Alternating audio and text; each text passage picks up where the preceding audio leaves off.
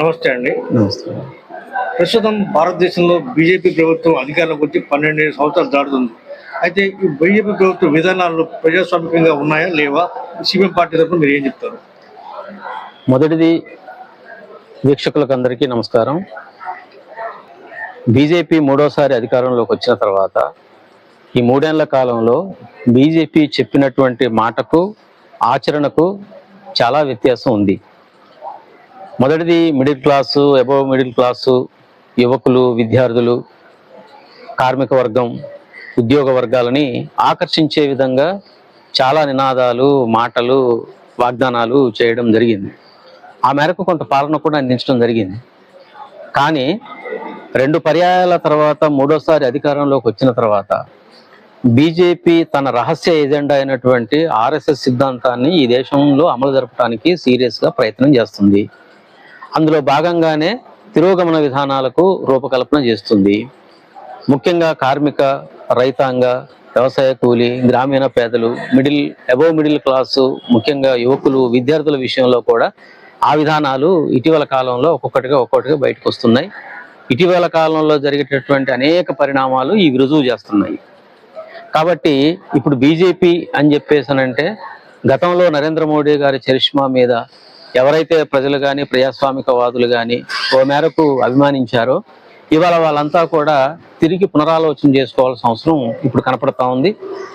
ముఖ్యంగా ఈ మూడోసారి అధికారంలోకి వచ్చిన తర్వాత అన్న మాట ఇందాక ఉపయోగించడం జరిగింది. దానికి కారణం ఏంటంటే, కరోనా లాంటి కష్టకాలంలోనే బీజేపీ ఈ దేశ సార్వభౌమాధికారాన్ని దెబ్బతీసే విధంగా రైల్వేలను, ఎయిర్లైన్స్, ఎయిర్పోర్ట్లు, అట్లాగనే పెద్ద బడా ప్రభుత్వ సంస్థలైనటువంటి బిఎస్ఎన్ఎల్ లాంటి సంస్థలని 150 ప్రభుత్వ రంగ సంస్థలను కారు చౌకగా కార్పొరేట్ శక్తులకు దోచి పెడతాము, ప్రైవేటీకరించి తీరుతాము అని చెప్పేసి స్వయాన మన దేశ ఆర్థిక మంత్రి నిర్మలా సీతారామన్ గారు ప్రకటించడం జరిగింది. అంటే ఈ బీజేపీ విధానాలు తప్ప మరొకటి కాదు. ఆర్ఎస్ఎస్ రహస్య ఎజెండా అనేది ఏమిటనంటే, కులోన్మాదం, మతోన్మాదం సృష్టించి, అల్లర్లు సృష్టించి, ప్రజాస్వామిక హక్కులు, ప్రజాస్వామ్యాన్ని దుర్వినియోగం చేయడానికి ఆ విధానాలు ఇప్పుడు ముందుకు వచ్చినాయి. పైకి చూడడానికి క్రమశిక్షణ, దేశభక్తి అనే మాటలు చెప్తున్నారు. నిజమైన దేశభక్తి ఏంటి? ఈ దేశం బాగుండాలి, ఈ దేశం అభివృద్ధి కావాలి, ఈ దేశ సార్వభౌమాధికారాన్ని కాపాడాలి, ఈ దేశంలో ఉన్న యువకులకు ఉద్యోగాలు రావాలి, విద్యార్థులు నమ్మకంతో చదువుకోవాలి, గంపెడి ఆశతో పిల్లలను చదివిస్తున్నటువంటి తల్లిదండ్రులకు ఒక రక్షణ కావాలి, భద్రత కావాలి. కానీ ఇటీవల పరిణామాలు చూస్తూ ఉంటే ఏం కనపడుతుందో మనకి? నీటు పరీక్ష లీకేజీ, ఇట్లాంటి 100 లీకేజీలు మనకు కనపడతా ఉన్నాయి. ఇది ప్రశ్నిస్తే ఏమంటున్నారు? గతంలో కాంగ్రెస్ చేసిందిగా, ఇప్పుడు మేం చేస్తే తప్పు ఏంటనే పద్ధతి తీసుకొస్తున్నారు. అడిగినటువంటి విద్యార్థుల మీద నిర్బంధం ప్రయోగిస్తున్నారు. కాదు అంటే అక్రమ కేసులు బనాయిస్తున్నారు. స్వయాన మాట చెప్పి కూడా ఇప్పుడు తప్పుతున్నటువంటి మాటల మీద మళ్ళీ పైపెచ్చి నరేంద్ర మోడీ గారే, నేను పిల్లలు కాబట్టి క్షమిస్తున్నారు, నన్ను, నా తల్లిని దూషించారు, దేశించారని ఇట్లాంటి మాటలు, సెంటిమెంట్ అనేది తీసుకోవటం అనేది జరుగుతుంది. ఇది కాదు. ప్రభుత్వం తన బాధ్యతను గుర్తిరిగి బాధ్యతాయుతంగా పాలన అందించడం ద్వారా ఈ దేశం బాగుపడుతుంది. అంతర్జాతీయంగా కూడా అమెరికాకి తలొగ్గినటువంటి స్థితిని మనం చూసాం. ఈ దేశ సార్వభౌమాధికారాన్ని స్వయాన డొనాల్డ్ ట్రంపే ప్రకటించాడు. నరేంద్ర మోడీ గారు నా మిత్రుడు, నా కోసం ఏమైనా చేస్తాడు అని. సుంకాలు పెట్టినప్పుడు కూడా మనం ఏం చేయలేకపోయినాం. ఇతర దేశాల యొక్క సార్వభౌమాధికారం వాళ్ళు ఎట్లా కాపాడుకుంటున్నారు, మన దేశ సార్వభౌమాధికారం మొత్తం ఒక ప్రజాస్వామ్య దేశం, పెద్ద దేశంగా ఉన్నటువంటి ఈ దేశం ఇవాళ అట్లాంటి విధానాలకు లోను కావడం అనేది చాలా నష్టం. ఈ దేశం యొక్క సార్వభౌమాధికారానికి దెబ్బ. అయితే ఇప్పుడు ప్రస్తుతం బీజేపీ లేదు అంటే బీజేపీ కాదు అంటున్నారు. అయితే ప్రత్యామ్నాయం ఏంటంటే కాంగ్రెస్ పరిస్థితి ఏమైనా ఎలా ఉంది అంటే, ఇప్పుడు థర్డ్ ఫ్రంట్ గురించి ఏమైనా మీరు చూస్తున్నారా? ఇండియా కూటమిలో గతంలో ఉన్నారు మీరు, ఇప్పుడు మీరు అంటే దాని మీద విధానం బీజేపీ కాదు, నెక్స్ట్ ఏదో వస్తే బాగుంటుంది అనుకుంటున్నారు. ఇప్పుడు మేము అనుకునేది ఏంటంటే, ఇప్పుడు కాంగ్రెస్ కి ప్రత్యామ్నాయంగా బీజేపీ, బీజేపీకి ప్రత్యామ్నాయంగా కాంగ్రెస్ అని కాదు.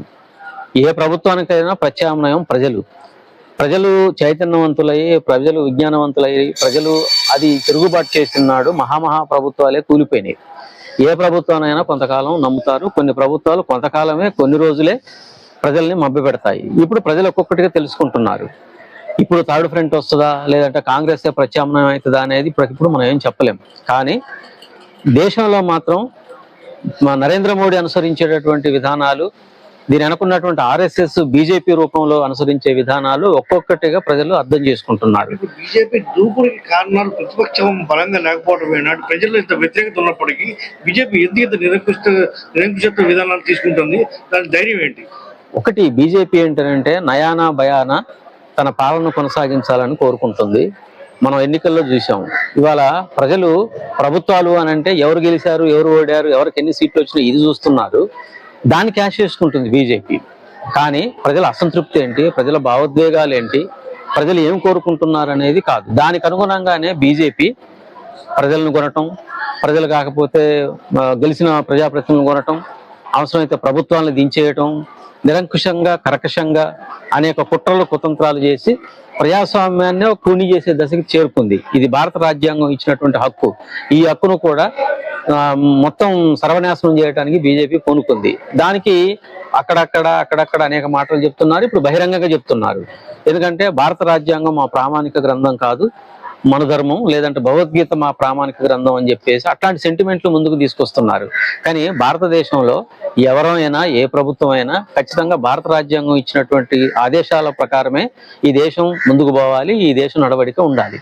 అట్లాంటి ప్రజాస్వామిక విలువలను తొంగలదొక్కేటటువంటి విధానాలు తీసుకుంటూ తన యొక్క రాజ్యాధికారాన్ని కాపాడుకుంటుంది. ఇటువంటిది కూడా ప్రజలు అర్థం చేసుకొని మూడోసారి అధికారంలోకి వచ్చినప్పుడు ఏం జరిగింది? ఇవాళ ఇక్కడ తెలుగుదేశం, అక్కడ ఆర్జేడీ యొక్క మద్దతు లేకపోతే ఇవాళ ప్రభుత్వం నిలబడేదా? ఇప్పుడు తాను నిలుపుకోవడం కోసం అనేక కుట్రలు కుతంత్రాలు చేస్తుంది. రాజ్యసభలో బలం పెంచుకోవాలని, పార్లమెంట్లో బలం పెంచుకోవాలని, తద్వారా తన యొక్క ఆధిపత్యాన్ని నిరూపించుకోవాలని ప్రయత్నం చేస్తుంది. ప్రజలు చైతన్యవంతంగా ఆలోచిస్తున్నారు కాబట్టి భవిష్యత్తులో ఇట్లాంటి ఆటలు సాగకపోవచ్చు అనేది నా అభిప్రాయం. ఇంకో విషయం, ఇప్పుడు అయోధ్య తీసుకుందాం. అయోధ్య వాళ్ళకి విగ్రహ ప్రతిష్ఠ దగ్గర నుంచి ఆలయ ధర్మకర్త నియమించే వరకు పూర్తిగా తానే బాధ్యత వహించి తానే ప్రధాన కర్తగా తీసుకున్న మోడీ ఈ చోరీ విషయంలోకి వచ్చి ఎందుకు మౌనంగా ఉంటున్నారు? దీనిపై సిపిఎం గట్టిగా పోరాటం చేస్తున్నారు అనుకుంటున్నారు మీరు? మొదటిది ఏంటంటే, నరేంద్ర మోడీ గారు ఎప్పుడైనా ఏ ఎండకు ఆ గొడుగు పట్టేటటువంటి రాజకీయ నాయకుడు. మనం అనేకం చూసాం ఇట్లాంటివి. ఏమైనా తన విజయాలు వస్తే తన ఖాతాలో వేసుకుంటాడు, అపజయాలు వస్తే ప్రతిపక్షాలు ప్రజలపైన నెడతాడు. అట్లాంటిదే ఇవాళ అయోధ్యలో చిన్నపిల్లగాని అడిగినా కూడా చెప్తారు, బాలరాముడు ప్రతిష్ఠ రూపం, లేదంటే అయోధ్యలో ఆలయ నిర్మాణం జరగటానికి నన్నే దేవుడు స్వయాన పంపించిండని చెప్పేసి ఆయనే ప్రకటించుకున్నాడు. అట్లాంటి పెద్ద మనిషి దగ్గరుండి ఆలయ ప్రవేశం చేసి విగ్రహ ప్రతిష్టాపన చేసి ఇప్పుడు అక్కడ 200 కోట్ల రూపాయలు చోరీ జరిగింది అని అంటే తన బాధ్యత నుండి తప్పుకోవటం అని అంటే ప్రజలను తప్పుదోవ పెట్టేయటమే, ప్రజాధనాన్ని దుర్వినియోగం చెప్పడం మరొకటి కాదు. అంటే ఇక్కడ రాముణ్ణి కూడా రాజకీయం చేసి బీజేపీ తన అధికారం కోసం, అధికారాన్ని కాపాడుకోవటం కోసం దేవుణ్ణి కూడా అడ్డం పెట్టుకుంటుంది. అందుకోసం మత విశ్వాసాలని, అట్లాగనే రామభక్తుల్ని, అట్లాగనే దేవుడు భక్తుల్ని, ఇట్లాంటి విశ్వాసాలను కూడా క్యాష్ చేసుకునే కాడికి బీజేపీ ఆర్ఎస్ఎస్ వెళ్ళింది. దానికి ప్రత్యక్షంగా కనపడుతున్నాడు నరేంద్ర మోడీ గారు. అందుకోసం ఈ విధానాలు ఎప్పటికైనా ప్రజల్లో ఇది తీవ్రమైన చర్చ జరుగుద్ది. ఆ రకంగా ప్రజలు అర్థం చేసుకుంటారు. ఈ తిరోగమన విధానాలకు ఖచ్చితంగా ఫుల్ స్టాప్ పెడతారనేది నా అభిప్రాయం. అయితే గతంలో ఉన్నట్టుగా సిపిఎం పార్టీ పోరాటాల్లో కానీ వారి గట్టిగా ఎదుర్కోవడంలో ప్రతిపక్ష పాత్ర అంటే విమర్శించడంలో విమర్శకు మాత్రమే పరిమితం అవుతుంది. సరైన ఉద్యమాలు పాలకపక్షాన్ని ఎదిరించే స్థాయిగా సిపిఎం పార్టీ వైఖరి లేదనే అభిప్రాయం వస్తున్నాయి. దానిపై మీ అభిప్రాయం?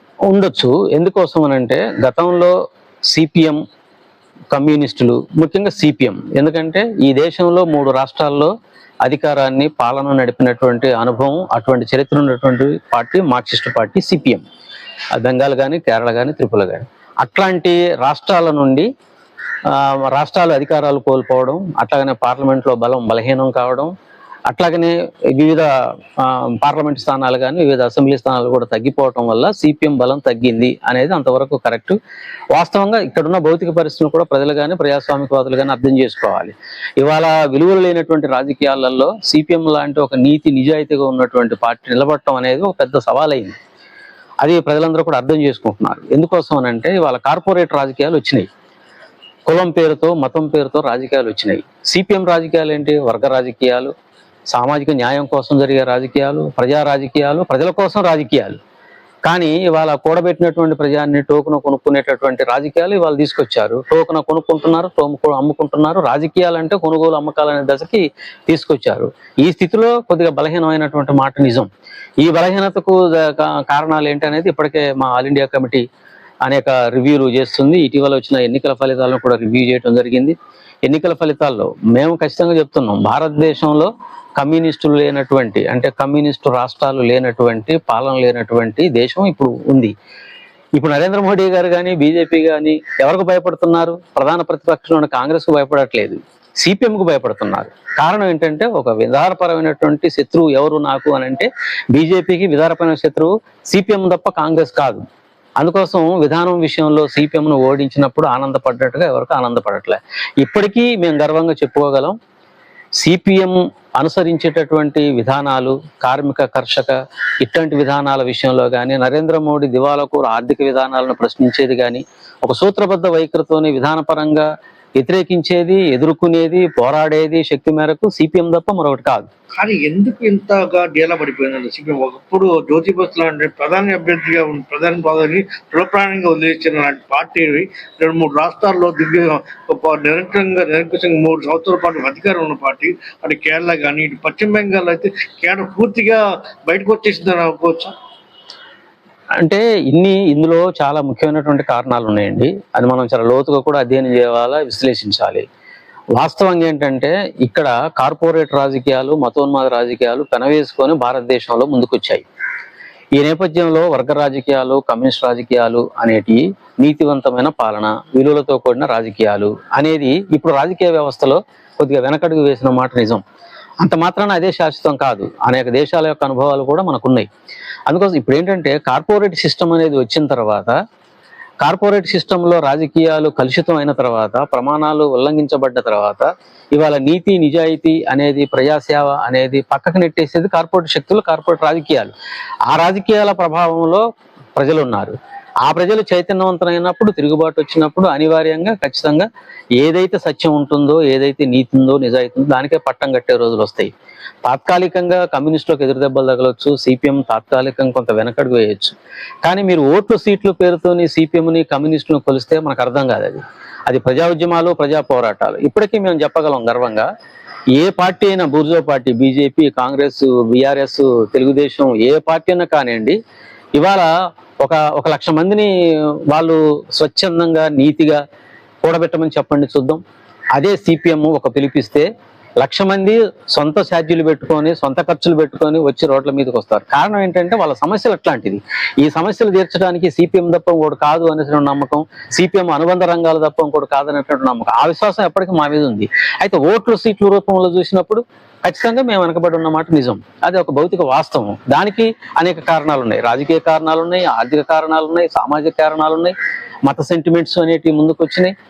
కాబట్టి ఇట్లాంటి విలువలు లేని రాజకీయాలు వచ్చినప్పుడు ఇటు అనివార్యంగా కొన్ని వెనుకబాటుతనాలు అనేటివి ఉన్నాయి. అయినా మేము తిరిగి పుంజుకోవడానికి మా శాయశక్తిలో మా వంతు ప్రయత్నం చేయడానికి మేము సిద్ధంగా ఉన్నాం. భద్రాచలం విషయానికి వద్దాం. ఒకప్పుడు భద్రాచలం చాలా పెద్ద నియోజకవర్గం. ఎంపీ స్థానం నుండి మొత్తం దాని కోతలు కాటి కోసుకుంటూ పోయి ఇక్కడ ఇప్పుడు 7 మండలాలకు కనీసం ఒక ఐలాండ్ లా తయారైంది. దీని పట్ల సిపిఎం పట్ల అనేక పోరాటాలు చేసింది. మన తులం రాజయ్య గారు, కుంజాబుజ్జి గారు, ఇలా 3 సార్లు ఎమ్మెల్యే గారు ఉన్నప్పటికీ ఇక్కడ ఎందుకు సిపిఎం పట్ల గట్టిగా పోరాడలేకపోతుంది? మనకు కావాల్సిన ఎందుకు తెచ్చుకోలేకపోతుంది? సిపిఎం భద్రాచలం నియోజకవర్గంలో 1978 నుండి 2014 దాకా సిపిఎం చరిష్మా అనేది నడిచింది. ప్రారంభంలో మురళీరెడ్డి గారు, తర్వాత కుంజాబుజ్జి గారు, తర్వాత సున్నం రాజయ్య గారు, ఎవరు ఎమ్మెల్యేగా ఉన్నా సిపిఎం యొక్క రాజకీయ విధానాన్ని తూచా తప్పకుండా పాటించి ప్రజా సంక్షేమం, నియోజకవర్గ అభివృద్ధి ధ్యేయంగా పనిచేయటం, అటువంటి ఒక నమ్మకాన్ని, భరోసాన్ని సిపిఎం ప్రజలకు ఇచ్చింది కాబట్టే హక్కును చేర్చుకున్నారు. ఎన్ని ఆటంకాలు వచ్చినా, ఒడిదుడుకులు వచ్చినా, అటు ప్రభుత్వాల యొక్క దాడి, ఇటు మావోయిస్టుల యొక్క దాడి, రెండింటిని ఏకాలంలో ఎదుర్కొని మార్క్సిస్ట్ పార్టీకి నిలబడ్డది. దీన్ని దెబ్బ కొట్టడం కుదరనటువంటి కాంగ్రెస్ నాయకత్వంలో మొట్టమొదటిసారి నియోజకవర్గాన్ని చీల్చారు. 3 ముక్కలు చేశారు. ముందు ఒక 2 ముక్కలు చేశారు. బలమైనటువంటి కోనవరం, విఆర్పురం, చింతూరు, భద్రాచలం మండలాలను ఆంధ్రాకి తీసుకెళ్లారు. తర్వాత మళ్ళీ తెలంగాణ ఏర్పడ్డ తర్వాత కూడా వాజేడు, వెంకటాపురాన్ని ఇప్పుడు ఫస్ట్ భూపాలపల్లి జిల్లాలో కలిపారు, ఇప్పుడు ములుగు జిల్లాలో ఉంచారు. అంటే దీనికి కారణం ఏంటనంటే ఐక్యంగా ఉన్నటువంటి ప్రజల్ని చేల్చడం. సిపిఎం బలంగా ఉన్నటువంటి ఈ పాకెట్ పైనే ఏ పార్టీ అయినా దృష్టి పెట్టింది. కాంగ్రెస్ అయినా, తెలుగుదేశం అయినా, ఇప్పుడు బీజేపీ అయినా దృష్టి పెట్టి అట్ట ముక్కలు చేసి మమ్మల్ని డైరెక్ట్ గా ఎదుర్కోవడానికి సాహసం చేయలేని, ధైర్యం చేయలేని, ధైర్యాలు చేశారు, సాహసాలు చేశారు, కానీ రిజల్ట్ రాలేదు. కాబట్టి ఇప్పుడు పాలక వర్గాల యొక్క కుట్రలో భాగంగా ఈ నియోజకవర్గం ముక్కలైంది. ఇక ప్రజా పోరాటాల విషయానికి వచ్చినప్పుడు ఇప్పటికీ కూడా, కాకపోతే ప్రజా పోరాటాల యొక్క ఉధృతిలో తేడా ఉంది. కానీ ప్రజా పోరాటాలు నిర్వహించేది ఇప్పటికీ, ప్రజలకు జవాబుదారితనంగా పనిచేసేది ఇప్పటికీ సిపిఎం పార్టీయే.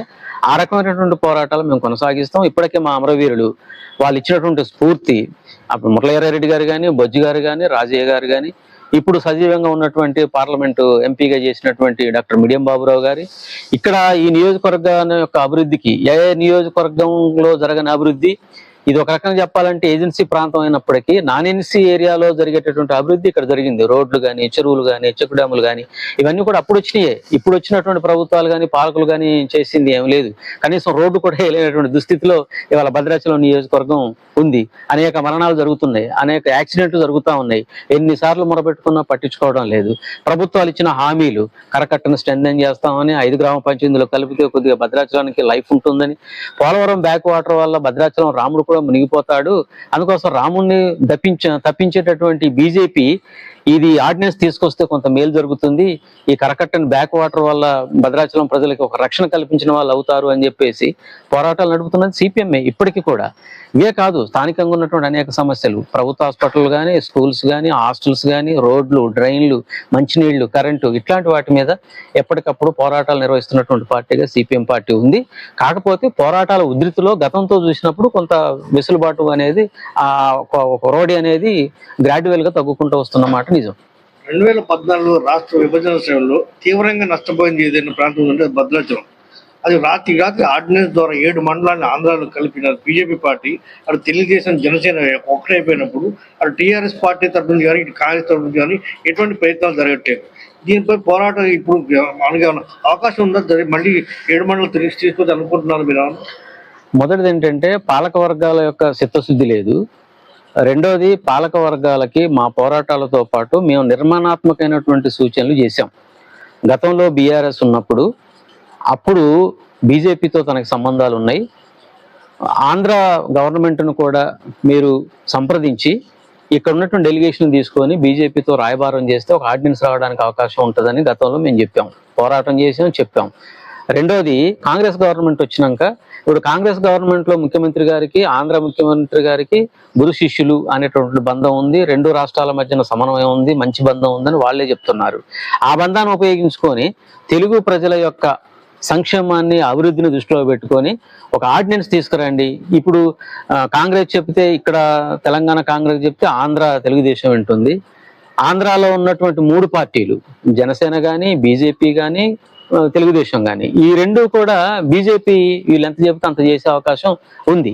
ఇది సరైనటువంటి అదును. ఇప్పటికైనా ఇది చేస్తే భద్రాచలం యొక్క పూర్వపు చరిత్రని నిలుపుకోవడానికి, భద్రాచలం మీద, రాముడి మీద రాజకీయాలు చేసే వాళ్ళకి మేలు జరుగుతుంది, అందరికంటే ముందు ప్రజలకు మేలు జరుగుతుంది, ప్రజా సంక్షేమం బాగుపడుతుంది. అందుకోసం ఈ 5 గ్రామ పంచాయతీలను కలపడానికి కానీ, పోలవరం బ్యాక్ వాటర్ నుండి భద్రాచలం ప్రజలను రక్షించడానికి కానీ ఒక ఆర్డినెన్స్ అనేది వస్తే ఖచ్చితంగా భద్రాచలానికి ఒక లైఫ్ ఉంటుంది. ఈ లైఫ్ కోసం మేము పోరాటం చేస్తున్నాం, నిర్మాణాత్మకమైనటువంటి సూచనలు, సలహాలు ఇస్తున్నాం. కానీ ప్రభుత్వాలు పట్టించుకోవటం లేదు. ప్రభుత్వాల యొక్క ద్వంద్వ నీతి, ప్రభుత్వాలు నిష్పక్షపాతంగా లేని కారణంగానే ఇది కార్యరూపం దాల్చట్లేదు. ఎప్పటికైనా మా పోరాటాలు విజయం సాధిస్తాయి. ప్రజల యొక్క సంక్షేమాన్ని దృష్టిలో పెట్టుకొని కాకపోయినా వాళ్ళ అవసరాల కోసమైనా సరే బూర్జువా పార్టీలు ఈ నిర్ణయానికి తలొగ్గుతాయనేటువంటి నమ్మకంతోనే ఈ పోరాటాలు చేస్తున్నాం. అయితే ఫైనల్ గా ఇప్పుడు భద్రాచలంకి ప్రస్తుతం ఉన్న పరిస్థితిని ప్రజల్లోకి తీసుకోవడం 3 మంత్రులు ఉన్నారు ఉమ్మడి ఖమ్మం జిల్లాకి. 3 మంత్రులు ఉన్నప్పటికీ కనీసం గవర్నమెంట్ హాస్పిటల్లో డాక్టర్ లేని పరిస్థితి ఉంది. ఈ 3 రాష్ట్రాలకు సరిహద్దుగా ఉన్న ప్రాంతంలో డాక్టర్ లేని పరిస్థితి. అనేక పోరాటాలు చేసినప్పుడు ఈ సిపిఎం ప్రభుత్వానికి నిమ్మకం నీరెత్తినట్టు ఉంది. దీనిపై మీ యాక్షన్ ఏంటి? అదే, ఇప్పుడు మా బలాన్ని బట్టి, మా శక్తిని బట్టి మేము చేస్తున్నటువంటి కృషి ప్రజలు చూస్తున్నారు, ప్రజలందరూ కూడా భాగస్వాములు అవుతున్నారు. దాని విషయంలో డిస్ప్యూట్ లేదు. అందుకనే ప్రభుత్వాలను కూడా, మారిన ప్రతి ప్రభుత్వాన్ని కోరుతున్నాం. ఇందాక నేను చెప్పినట్టుగా ఇప్పుడే మీరు అడిగినట్టుగా ఈ జిల్లాకు 3 మంత్రులు, అంటే ఉమ్మడి జిల్లా ప్రాతిపదికన 3 మంత్రులు ఉన్నారు. తుమ్మల గారు కానీ, బట్టి గారు కానీ, పొంగులేటి గారు. ఎవరు చూసినా సరే ఇది నాకు సొంతది, భద్రాద్రి రాముడు నాకు బాగా కావాల్సిన వాడు అని ఇట్లాంటి మాటలు చెప్పి రాముని ఉపయోగించుకొని పబ్బం గడు. ఒక పక్క బీజేపీ ఆ పనే చేస్తుంది, రాముని పేరు చెప్పి మంత్రులు కూడా అదే పని చేస్తున్నారు. అసలు ఇప్పుడు భద్రాద్రి కొత్తగూడెం జిల్లాకి ఈ 3 మంత్రులు చేసినటువంటి అన్యాయం అంతా ఇంతా కాదు. భద్రాచలంతో పాటు ఇంక్లూడింగ్ ఇప్పుడు సీతారామ ప్రాజెక్టు ఉంది. సీతారామ ప్రాజెక్టు నీళ్లని భద్రాద్రి కొత్తగూడెం జిల్లా రైతాంగానికి చుక్క నీరు ఇవ్వకోకుండా నీటి చోరీ చేసి ముఖ్యమంత్రిని తీసుకొచ్చి అబద్ధాలు చెప్పి ప్రజలను తప్పుదోవ పట్టించి ఆ నీళ్లు తీసుకెళ్లి ఇప్పుడు పాలేరు, మదిర, ఆంధ్రాకి పంపుతున్నారు ఎన్ఎస్పి కెనాల్ వేసి. ఆ నీళ్లు తీసుకుపోవడానికో అక్కడ ఉన్నటువంటి ప్రజలకు నీళ్లు ఇవ్వడానికి సిపిఎం పార్టీ వ్యతిరేకం కాదు. కానీ ఈ జిల్లాకి తలమానికంగా ఉన్నటువంటి ప్రాజెక్టు నీళ్లు ఇక్కడ ప్రజలకు అందించవలసిన బాధ్యత ఈ మంత్రులకు లేదా, ఈ ముఖ్యమంత్రికి లేదా? అది చేయకుండా మన రాకేమో పర్యావరణ అనుమతుల వల్ల ప్రాజెక్టు నిర్మాణం పూర్తి కాలేదన్నారు. ఇప్పుడు మేము డిమాండ్ చేస్తున్నాం, పర్యావరణ అనుమతులు అన్నీ వచ్చినాయి, తక్షణమే నిధులు కేటాయించిన నిధులు ఖర్చు పెట్టండి, నిర్మాణాన్ని పూర్తి చేయండి. భద్రాద్రి కొత్తగూడెం జిల్లా ప్రజలకు నీళ్లు ఇచ్చినాక ఆ నీళ్ళని ఇతర ప్రాంతాలకు తరలించండి. దానికోసం మేము ఉద్యమం కూడా చేస్తాం. ఇక దాని యొక్క ఎఫెక్ట్ భద్రాచలం మీద కూడా పడింది. భద్రాచలం మీద కూడా 3 మంత్రులు ఉండి ఒక ప్రభుత్వ హాస్పిటల్ అని కాదు, ఇక్కడ స్కూల్స్ కానీ, ఇక్కడ డెవలప్మెంట్ విషయంలో కానీ వాళ్ళకేం పట్టదు. ఎందుకంటే స్వయాన సిపిఎం పార్టీ డెలిగేషను రాష్ట్ర రవాణా వాళ్ళకి కానీ, అట్లాగనే ఇరిగేషన్ వాళ్ళకి కానీ, అట్లాగనే రోడ్ల సంక్షేమ శాఖ మంత్రి కోమటిరెడ్డి వెంకటరెడ్డి గారిని కానీ స్వయాన మా డెలిగేషన్ కలిసి భద్రాచలం నుండి వాజేడు దాకా ఉన్నటువంటి ప్రధాన రహదారి పూర్తిగా కొట్టకపోయింది వివిధ వరదలు వచ్చినటువంటి సందర్భంగా. దాన్ని కనీసం రిపేర్లు కూడా చేయట్లేదు, నాణ్యమైన రోడ్డు లేదు, భద్రాచలానికి వివక్ష జరుగుతుందని చెప్పేసి అడిగాం. భద్రాచలంలో ఉన్నటువంటి ప్రభుత్వ ఏరియా హాస్పిటల్ గతంలో ఒక రకంగా సున్నం రాజయ్య గారు డాక్టర్ కాకపోయినా డాక్టర్ లాగా హాస్పిటల్ని మెయింటైన్ చేయటం, డాక్టర్ని నియమించడం, డాక్టర్ పోస్టులు నింపడానికి గవర్నమెంట్ దగ్గరికి వెళ్ళి రాయబారం చేయటం, అట్లాంటి ముఖ్యమైనటువంటి స్పెషల్ పోస్టులను తీసుకొచ్చుకొని ఆ రకంగా హాస్పిటల్ నడిపినాం. ఇప్పుడు ఉన్నటువంటి ఎమ్మెల్యే గారు మా గౌరవమే, ఆయన డాక్టర్ వృత్తిరీత్యా పాపం అప్పుడప్పుడు ఆయన కూడా వెళ్ళి ఆపరేషన్లు చేస్తున్నారు. మా బాధ ఏంటి, మా ప్రశ్న ఏంటంటే ఆయన చేయకూడదని, ఆయనకు తెలిసిన వైద్యాన్ని ప్రజలకు అందించకూడదని మేము చెప్పట్లేదు. కానీ ఆయన చేస్తే ఎంతకాలం చేస్తాడు? ఆయనకు లాగా వైద్యం అందించేటటువంటి డాక్టర్లను అందుబాటులో ఉంచేటట్టు ప్రభుత్వం వాళ్ళదే కాబట్టి, మంత్రులందరూ ఆయనకి ఇష్టమైన వాళ్ళే కాబట్టి అది రిక్రూట్మెంట్ చేయమని మేము కోరుతున్నాం. ఒక శానిటైజర్ సరిగా ఉండదు, మందులు బయటికి రాస్తారు, స్పెషలిస్టు సరిగా ఉండరు, హాస్పిటల్ ఫంక్షనింగ్ సరిగా ఉండదు. ఇటీవల కాలంలో భద్రాచలం ఏరియా హాస్పిటల్ అనేది పెద్ద రాజకీయ చర్చ జరుగుతుంది. ఇక్కడ పట్టించుకోక వైద్యం వికటించి నానా అవస్థలు ప్రజలు పడుతున్నారు. ఇది 3 రాష్ట్రాలకు సరిహద్దుగా ఉన్నటువంటి ప్రాంతం. ఇది ఏజెన్సీ ప్రాంతం కావచ్చు. భద్రాచలం అంటే మిత్రులకు చిన్న చూపు ఉండొచ్చు, కానీ ఒరిస్సా, ఛత్తీస్గఢ్, మధ్యప్రదేశ్, ఇటు ఆంధ్రప్రదేశ్, ఇక్కడ 2 తెలుగు రాష్ట్రాల నుండి కూడా గణనీయంగా పేషెంట్లు వచ్చే అవకాశం ఉంది. అందుకే మేము కోరేది ఏంటంటే భద్రాచలం ఏరియా హాస్పిటల్తో పాటు మొత్తం నియోజకవర్గంలో ఉన్నటువంటి ప్రాథమిక ఆరోగ్య కేంద్రాలు ఉన్నాయి. అట్లానే భద్రాద్రి కొత్తగూడెం జిల్లాలో ఉన్నటువంటి ప్రధాన హాస్పిటల్స్, ఇటీవల సిపిఎం బృందం అనేక హాస్పిటల్స్, అట్లాగనే హాస్టల్స్, అట్లానే స్కూల్స్ పర్యటన చేసి చాలా అంశాలను తీసుకొచ్చి ప్రభుత్వం దృష్టికి పెట్టాం. వాటిని పరిష్కారం కోసం వెయిట్ చేస్తున్నాం. కొంతకాలం వెయిట్ చేసిన తర్వాత మా ఉద్యమాన్ని మేము ఖచ్చితంగా ముందుకు తీసుకుపోతాం. ఏమైనా మన మీడియా ద్వారాగా మేము ప్రభుత్వాన్ని కూడా కోరుతున్నాం, ప్రభుత్వ ఏరియా హాస్పిటల్ని రక్షించండి, డాక్టర్ని నియమించండి, మందులు అందుబాటులో ఉంచండి, నిపుణులని పెట్టండి. ఆ రకంగా ఇక్కడ ఉన్నటువంటి ప్రజలకు మెరుగైనటువంటి వైద్య సేవలు అందించాలని చెప్పేసి కోరుతున్నాను. Thank you sir. ఇది ఈరోజు సిపిఎం పార్టీ జిల్లా కార్యదర్శి మచ్చా వెంకటేశ్వర గారితో చర్చ. మరోసారి మరో ఎపిసోడ్ కలుద్దాం. నమస్తే.